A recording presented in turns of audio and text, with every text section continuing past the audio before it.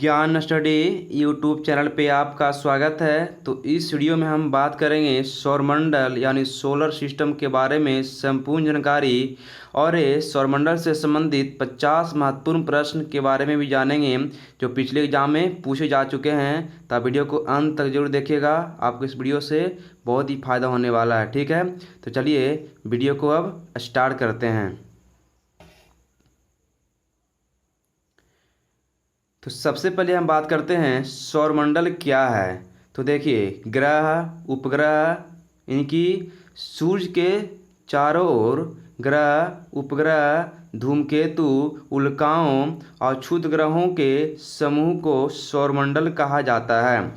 तो देखिए, ग्रह जो होता है सूर्य के चारों चक्कर लगाता है और उपग्रह जो होता है ग्रह के चारों चक्कर लगाता है।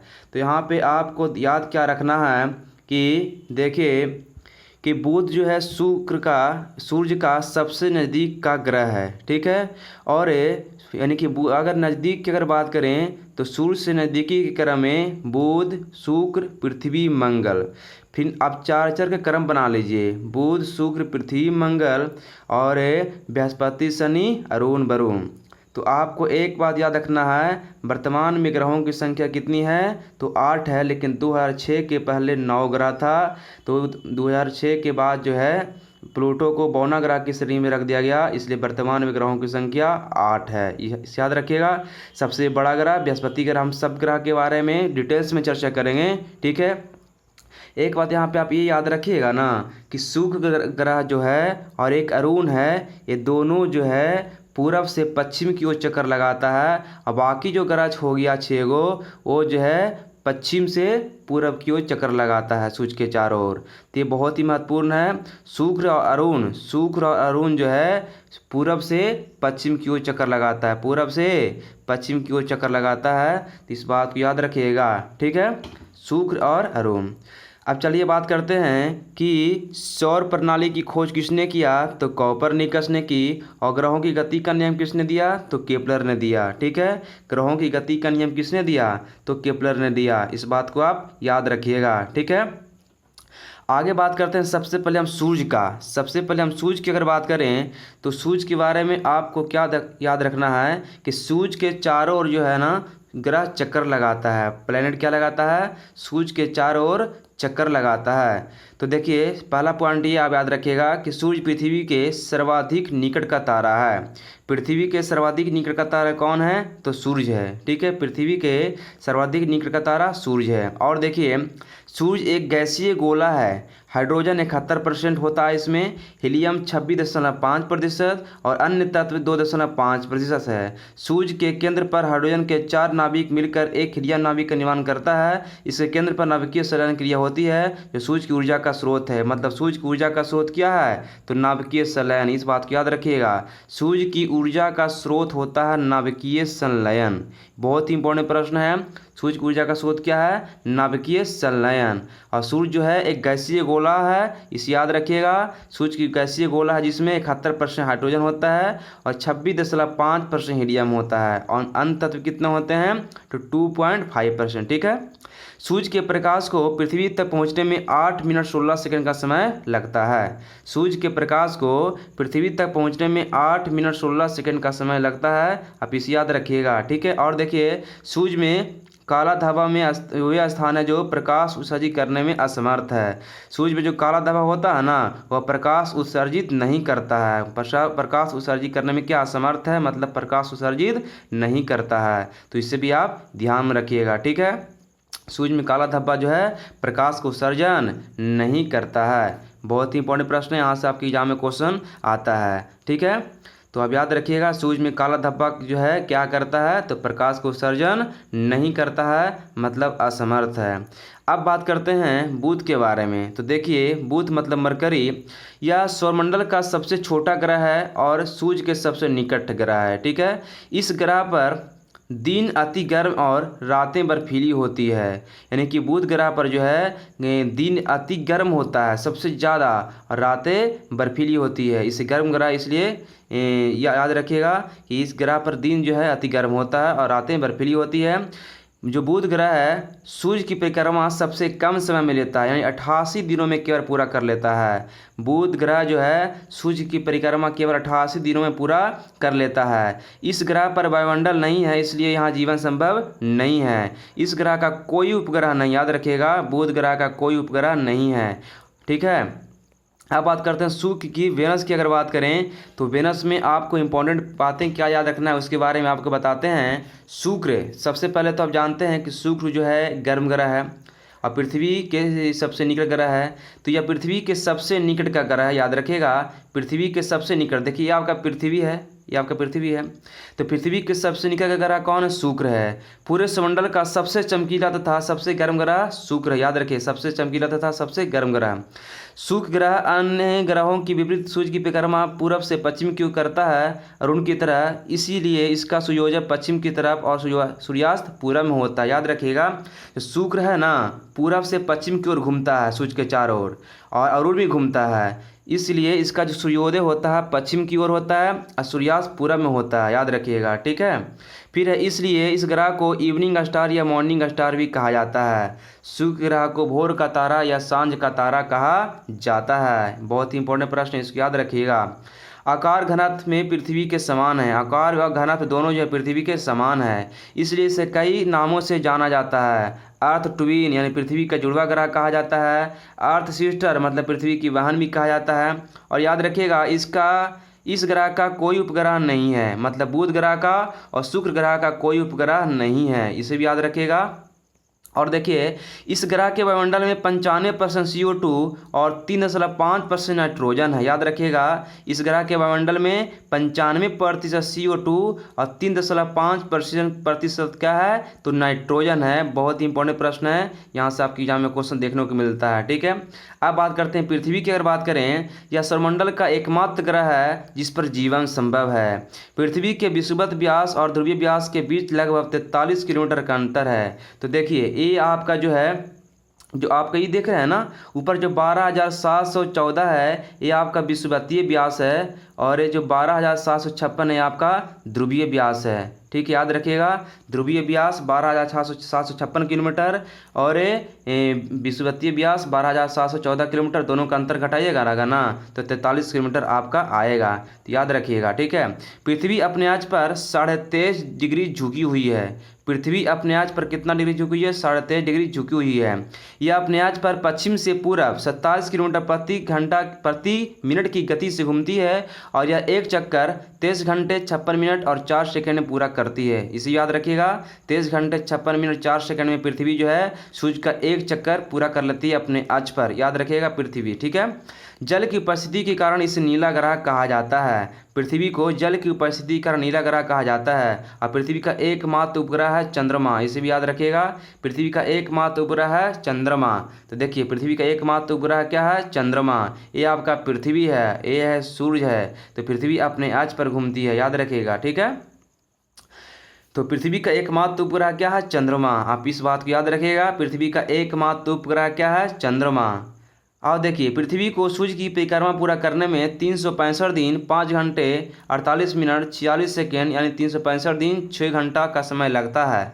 पृथ्वी को सूर्य का परिक्रमा पूरा करने में लगभग जो है 365 दिन और 6 घंटे का समय लगता है। अब इसे भी याद रखिएगा, एक्यूरेट में याद रखिएगा, 365 दिन 5 घंटे और 48 मिनट 46 सेकेंड। ठीक है, आप इसे याद रखिएगा, 365 दिन 5 घंटे 48 मिनट 46 सेकेंड का समय लगता है पृथ्वी को सूर्य की परिक्रमा करने में, मतलब एक चक्कर पूरा करने में। ठीक है, बहुत ही इंपॉर्टेंट पॉइंट है, यहाँ से आपका क्वेश्चन देखने को मिलता है। आगे देखिए, पृथ्वी के अपने आज पर झुके होना और सूर्य के सापेक्ष स्थिति में परिवर्तन के कारण यह ऋतु में परिवर्तन देखने को मिलता है। मतलब ऋतु में परिवर्तन किसी कारण होता है, तो याद रखिएगा कि पृथ्वी के अपने आज पर झुके होने के कारण। ठीक है। सबसे अधिक चमकीला तारा कौन है? तो साइरस, या तो इसको बोलते हैं डॉग स्टार, जो पृथ्वी से 9 प्रकाश वर्ष की दूरी पर है। आगे देखिए, सूर्य से पृथ्वी की दूरी की अगर बात करें तो पृथ्वी अंडाकार पथ पर सूर्य की परिक्रमा करती है, जिस कारण सूर्य से इसकी दूरी बदलती रहती है। अधिकतम दूरी 15.21 करोड़ है। ठीक है, और जो 4 जुलाई का अधिकतम होती है न्यूनतम दूरी 14.70 किलोमीटर, जो न्यूनतम दूरी होती है 3 जनवरी को होती है, इसका याद रखिएगा। न्यूनतम दूरी जो है पृथ्वी और सूर्य के बीच कब होती है, तो 3 जनवरी को होती है। और एक अधिकतम दूरी जो है पृथ्वी और सूर्य के बीच कब होती है, तो 4 जुलाई को होती है। यहाँ पर आपका क्वेश्चन इंपॉर्टेंट बनता है, इसे याद रखिएगा, ठीक है। 4 जुलाई को पृथ्वी और सूर्य के बीच अधिकतम दूरी होती है और 3 जनवरी को पृथ्वी और सूर्य के बीच न्यूनतम दूरी होती है। पृथ्वी और सूर्य के बीच न्यूनतम दूरी कितनी है, 14.70 करोड़ किलोमीटर, और अधिकतम दूरी कितनी है, 15.21 करोड़ किलोमीटर, लगभग 15 करोड़ किलोमीटर। पृथ्वी और सूर्य के बीच की औसत दूरी खगोलीय एकक कहलाती है। पृथ्वी और सूर्य के बीच औसत दूरी को क्या कहा जाता है, तो खगोलीय एकक कहा जाता है। इस बात को आप याद रखिएगा, ठीक है। पृथ्वी या सूर्य के बीच औसत दूरी को क्या कहा जाता है, तो खगोलीय एकक कहा जाता है। ये पृथ्वी के बारे में आपको जो है बहुत ही महत्वपूर्ण बातें बताए हैं, जहाँ से एग्जाम में क्वेश्चन देखने को मिलता है। इस प्रकार देखिए जो है पृथ्वी जो है चक्कर लगा रहा है सूर्य के चारों ओर। देखिए सूर्य के चारों क्या लगा रहा है, तो चक्कर लगा रहा है। सूर्य के चारों क्या लगा रहा है, पृथ्वी, तो चक्कर लगा रहा है। और चक्कर लगाता है, आप याद रखिएगा, यहाँ से क्वेश्चन आपको देखने को मिलता है, ठीक है। तो चलिए आगे बात करते हैं। अगर चैनल पर नए हैं तो चैनल को सब्सक्राइब भी कर लीजिएगा, वीडियो को लाइक भी कर दीजिएगा, ठीक है। अगर आपकी वीडियो पसंद आया तब लाइक कीजिएगा, नहीं तो लाइक नहीं कीजिएगा। ओके, चलते हैं आगे। तो आगे बात करते हैं। यहाँ आपको पॉइंट बता दिए हैं कि पृथ्वी और सूर्य के बीच की औसत दूरी कितनी होती है। औसत दूरी को क्या कहते हैं, खगोलीय एकक कहते हैं। चलते हैं अब आगे बात करते हैं मंगल ग्रह का। मंगल ग्रह मतलब मार्स की बात करते हैं। तो मंगल ग्रह जो है देखिए, इसे लाल ग्रह, रेड प्लैनेट कहा जाता है। आयरन ऑक्साइड के कारण इसका रंग लाल होता है, याद रखिएगा, आयरन ऑक्साइड के कारण इसका रंग लाल होता है। पृथ्वी के समान यह अपनी अक्ष से 25 डिग्री के कोण पर झुका है, इसलिए यह ऋतु परिवर्तन होता है। इस ग्रह पर मंडल का पतला आवरण है, जिसमें नाइट्रोजन एवं आर्गन गैस पाई जाती है। मंगल ग्रह के 2 उपग्रह हैं, फोबोस और डिमोस। डिमोस जो है सौरमंडल का सबसे छोटा उपग्रह। याद रखिएगा कि मंगल ग्रह का जो डिमोस उपग्रह है ये सौरमंडल का सबसे छोटा उपग्रह है, ठीक है। फिर देखिए सौरमंडल का सबसे बड़ा ज्वालामुखी ओलिपस मेसी एवं सौरमंडल का सबसे ऊंचा पर्वत निक्स ओलंपिया, जो माउंट एवरेस्ट से 3 गुना अधिक ऊंचा है, इसी ग्रह पर स्थित है। याद रखिएगा सौरमंडल का सबसे बड़ा ज्वालामुखी कौन है, ओलिपस मेसी, ठीक है, जो मंगल ग्रह पर है। आगे देखिए बृहस्पति ग्रह की अगर बात करें तो सबसे बड़ा ग्रह है, यह सौरमंडल का सबसे बड़ा ग्रह है और यह ग्रह मुख्यतः गैस और द्रव से मिलकर बना होता है, इसलिए बृहस्पति में ठोस भूमि का अभाव है। इस पर इसके उपग्रह ठोस पिंड में होते हैं। बृहस्पति के उपग्रहों की संख्या सौरमंडल में सबसे अधिक है। इनमें से गैनीमीड सौरमंडल का सबसे बड़ा उपग्रह है। जो गैनीमीड उपग्रह है ना, ये बृहस्पति का है और साथ में सौरमंडल का सबसे बड़ा उपग्रह है। याद रखिएगा सौरमंडल का सबसे बड़ा उपग्रह है। फिर देखिए सभी ग्रहों में इसकी रोटेशन स्पीड सबसे अधिक है, 10 घंटे, और इसको सूर्य की एक परिक्रमा लगाने में 12 वर्ष का समय लगता है। याद रखिएगा 12 वर्ष का समय लगता है, 10 घंटे, और इसको सूर्य की एक परिक्रमा लगाने में जो है 12 घंटे का समय लगता है। मंगल और बृहस्पति की कक्षाओं के बीच की कुछ छोटे छोटे आकाशीय पिंड हैं जो सूर्य की परिक्रमा कर रहे हैं, उसे क्षुद्र ग्रह कहते हैं, यानी सीरस। याद रखिएगा मंगल और बृहस्पति की कक्षाओं के बीच छोटे छोटे आकाशीय पिंडे हैं जो सूर्य की परिक्रमा कर रहे हैं, उसे क्षुद्र ग्रह कहा जाता है। यानी क्षुद्र ग्रह जो है मंगल और बृहस्पति के बीच पाया जाता है। याद रखिएगा क्षुद्र ग्रह मंगल और बृहस्पति के बीच पाया जाता है। अब बात करते हैं शनि ग्रह का, सैटर्न की बात करते हैं। यह आकार में दूसरा सबसे बड़ा ग्रह है। याद रखिएगा इस ग्रह की एक विशेषता है कि इसके चारों ओर प्रकाश की कुंडली है, जिसे वलय कहा जाता है। इस वलयों की संख्या 7 है। शनि ग्रह में वलय की संख्या कितने, 7 है, और इनकी खोज गैलीलियो के द्वारा की गई थी, ठीक है। और शनि का सबसे बड़ा उपग्रह टाइटन है, जो सौरमंडल का दूसरा सबसे बड़ा उपग्रह है। इस ग्रह का घनत्व जल से भी कम है, मतलब अगर इसे जल में रखा जाए तो तैरने लगेगा। मतलब कि शनि ग्रह का जो है घनत्व है जल से भी कम होता है, इसलिए पानी में तैरने लगेगा। आगे बात करते हैं अरुण की। अरुण का मतलब यूरेनस। तो देखिए यह सौरमंडल का तीसरा सबसे बड़ा ग्रह है। सौरमंडल का तीसरा सबसे बड़ा ग्रह है और इसका परिभ्रमण शुक्र के भांति है,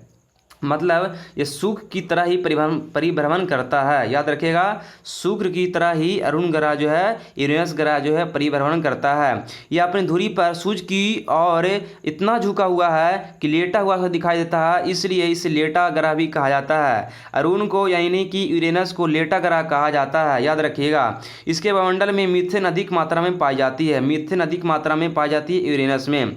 आगे बात करते हैं वरुण की। नेपच्यून की अगर बात करें, यह हरे रंग का ग्रह है, मतलब हरा ग्रह कहा जाता है और यह सूर्य से सबसे अधिक दूर पर है। याद रखिएगा, सूर्य से सबसे अधिक दूर कौन है? तो वरुण है। मीथेन की अधिकता के कारण ही यह ग्रह का प्रकाश हरे रंग का होता है। मतलब यहाँ पर मीथेन गैस की अधिकता होती है, इसलिए जो है इसका रंग हरा रंग का होता है ना। वरुण का रंग कैसा? तो हरा रंग का होता है। याद रखिएगा क्यों होता है? यहाँ पर मीथेन गैस बहुत ज़्यादा होता है। मीथेन की अधिकता के कारण जो है वरुण का रंग कैसा होता है? तो हरा होता है। इस बात को आप याद रखिएगा, ठीक है। बहुत ही महत्वपूर्ण पॉइंट है कि वरुण का रंग कैसा होता है? तो वरुण को हरा ग्रह कहा जाता है। ये देखिए आपका वरुण ग्रह। Subscribe now and press the bell icon. Never miss an update. कि सूर्य ग्रहण और चंद्र ग्रहण होता क्या है? तो देखिए, सूर्य ग्रहण और चंद्र ग्रहण की अगर बात करें तो जब ये पृथ्वी और सूर्य के बीच चंद्रमा आ जाता है तो सूर्य ग्रहण लगता है, ठीक है। जब ये पृथ्वी और सूर्य के बीच चंद्रमा आ जाएगा तो कौन सा ग्रहण लगेगा? आपका सूर्य ग्रहण लगेगा। इस बात को याद रखिएगा, ठीक है। और देखिए, अगर सूर्य और चंद्रमा के बीच पृथ्वी आ जाती है, अगर सूर्य और चंद्रमा के बीच अगर पृथ्वी आ जाती है तो आपका चंद्र ग्रहण लगता है। इस बात को याद रखिएगा, ठीक है। तो हम लोगों ने जो है महत्वपूर्ण बातों को जाना। अब चलते हैं हम लोग 50 महत्वपूर्ण ऑब्जेक्टिव प्रश्न की ओर, जो आपके एग्जाम में पूछे जा चुके हैं और आने वाले एग्जाम में पूछे जा सकते हैं। तो आप जो है टेस्ट दीजिए। अब बताइए कमेंट बॉक्स में कि 50 में से आपका कितना प्रश्न सही होता है। आप जो है जरूर लास्ट में जरूर देखिएगा, ठीक है। तो चलते हैं हम लोग पहले प्रश्न की ओर। पहला प्रश्न आपका क्या है कि सौर प्रणाली की खोज किसने की थी? तो सौर प्रणाली की खोज किस थी?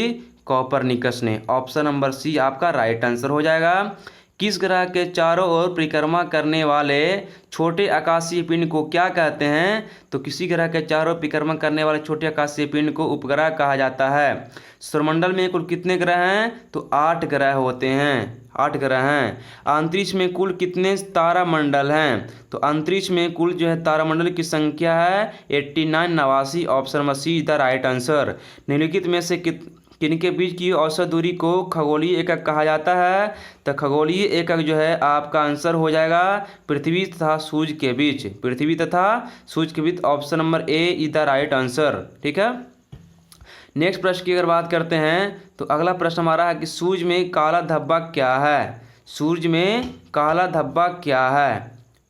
तो सूर्य में काला धब्बा क्या है? तो आप बता सकते हैं क्या आंसर होगा। सूर्य में एक बड़ा लाल का काला का भेद है। दिन के दौरान धब्बे ऊर्जा स्रोत होते हैं। धब्बे का स्थान है जो प्रकाश उत्सर्जित करने में असमर्थ है। आपको बताया थे ना, आगे पहले बता चुके हैं। तो धब्बे का स्थान है जो प्रकाश उत्सर्जित करने में असमर्थ है, मतलब उत्सर्जित नहीं करता काला धब्बा। याद रखिएगा।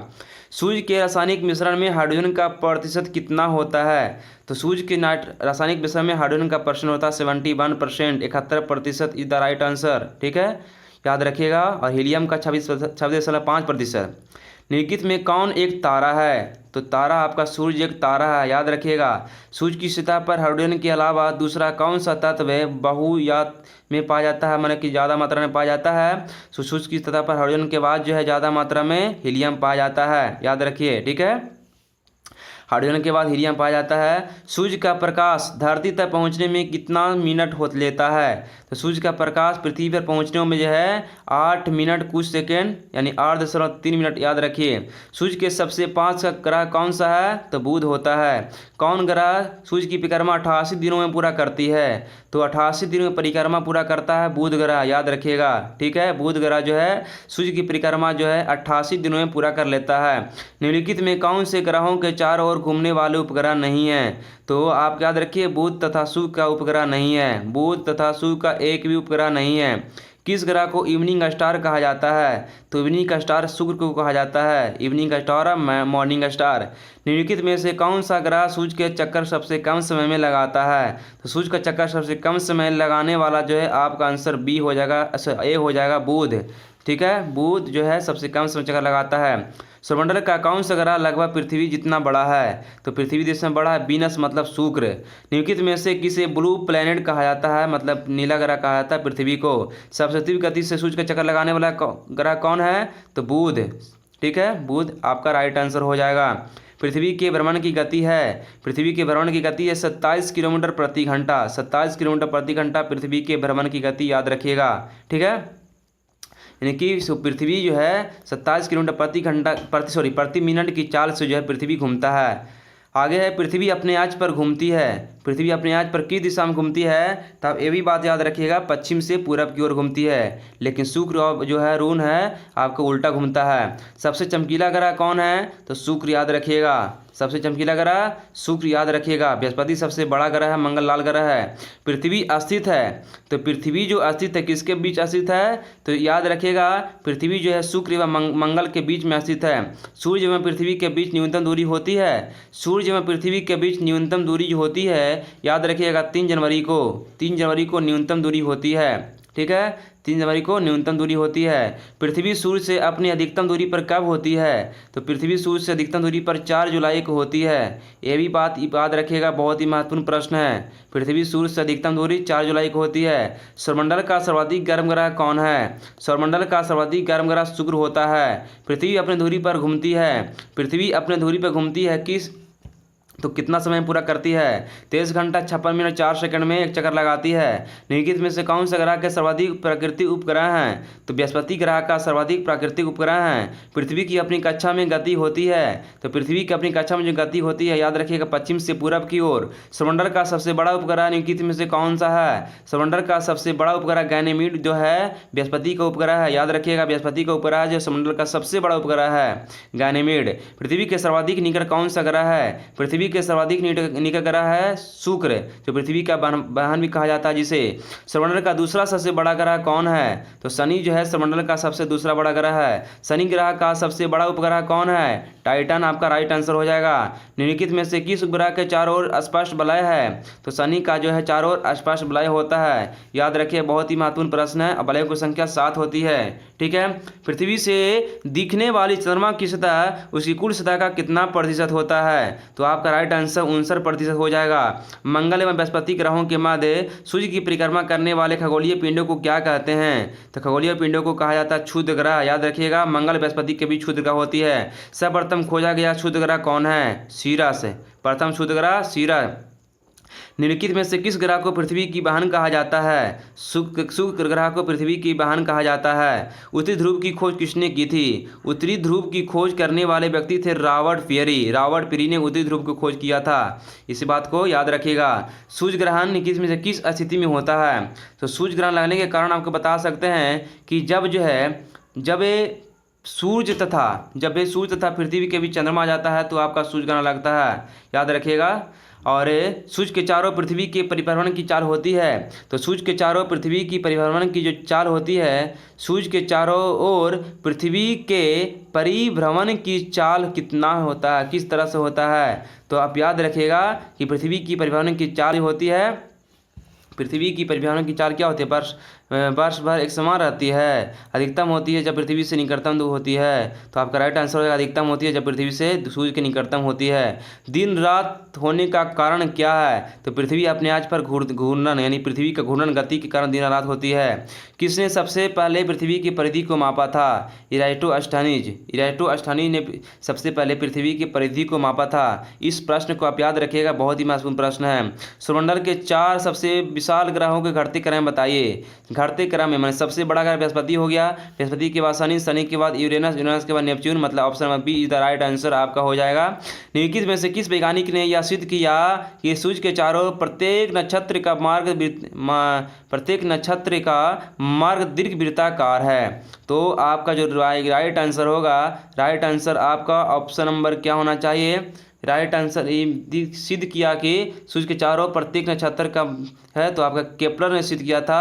आप इस बात को याद रखिएगा। मध्यरात्रि सूर्य का क्या अर्थ होता है? तो मध्यरात्रि सूर्य का अर्थ क्या होता है? मध्यरात्रि सूर्य का मतलब क्या हुआ? तो मध्यरात्रि सूर्य का मतलब क्या हुआ? शाम का प्रकाश, उगता सूर्य, बहुत चमकदार चंद्रमा, सूर्य का ध्रुवीय व्रत पर देर तक चमकना। तो आपका जो राइट आंसर होगा मध्यरात्रि सूर्य का क्या अर्थ है? मध्यरात्रि सूर्य का क्या अर्थ है? तो आपका आंसर ऑप्शन नंबर डी हो जाएगा, सूर्य का ध्रुवीय व्रत पर देर तक चमकना। सुपरनोवा क्या है? सुपरनोवा जो है आपका एक विस्फोटी तारा है। सुपरनोवा। सूर्य के गिर परिक्रमा में से कौन सा ग्रह अधिकतम समय लेता है? सूर्य के परिक्रमा करने में सबसे अधिकतम समय लेता है बृहस्पति लेगा। याद रखिएगा सबसे बड़ा ग्रह है बृहस्पति। तो आपका अधिकतम समय कौन लेगा? तो अधिकतम समय जो आपका लेगा यहाँ पे कि बोला सूर्य के गिर्द परिक्रमा करने में सबसे अधिकतम समय कौन लेगा, तो बृहस्पति ही लेगा, याद रखिएगा। और शनि ग्रह जो है, शनि ग्रह किस तरह का ग्रह है, तो शनि ग्रह जो है आपका जो है याद रखिएगा नेपच्यून से गर्म ग्रह है, नेपच्यून से गर्म ग्रह होता है शनि ग्रह। बहुत ही महत्वपूर्ण प्रश्न है। आकाश का सबसे चमकदार तारा कौन है, तो आपका आंसर हो जाएगा ऑप्शन नंबर डी सीरियस। आकाश का सबसे चमकदार तारा कौन है, तो सीरियस। लास्ट प्रश्न हमारा है क्षुद्र ग्रह जिन ग्रहों के बीच पाया जाता है वे हैं, तो क्षुद्र ग्रह जो है आपको पहले ही बता चुके हैं, क्षुद्र ग्रह जो है मंगल और बृहस्पति के बीच पाया जाता है, मंगल और बृहस्पति के बीच क्षुद्र ग्रह पाया जाता है। तो कैसा लगा आपको वीडियो, अगर आपको वीडियो पसंद आए तो वीडियो को लाइक और शेयर कीजिए, अगर चैनल पर नए हैं तो चैनल को सब्सक्राइब करना बिल्कुल ना भूलिएगा। ठीक है, मिलते हैं नेक्स्ट वीडियो में। Thanks for watching. जय हिंद, जय भारत।